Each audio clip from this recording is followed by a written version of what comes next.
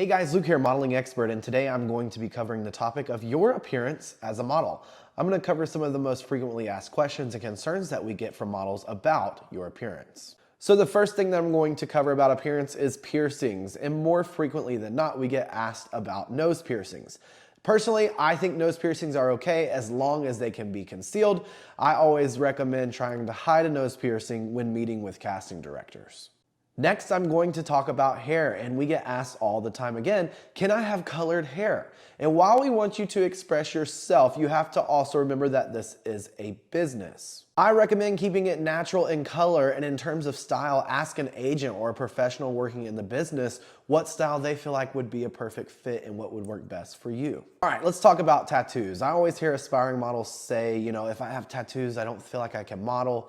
And while tattoos do put you in a specific category or typecast, it doesn't mean that you cannot work as a model with tattoos. Obviously, production teams are well aware that tattoos can be covered up with certain makeup and certain sprays, but it's a matter of if they like you enough, if they want to spend the time and financing to do so on specific projects. You have to remember that agencies are signing models for who they are. So I personally don't think tattoos are too big of a deal depending on what the tattoo is and where they're located at on your body. So what if you are a plus size or curve model? We are actually seeing a huge shift with curve models working a lot more in the industry. In fact, my top biller at the agency I own is only 5'7" and she's a curve model. Now, if you have certain physical goals that you're trying to reach, I always recommend models reaching out to a dietitian, not a modeling agent. We're not dietitians and we are not trained most of the time to advise you in that area. Let's talk about acne. This one can be tricky, but I have seen agencies sign models with acne.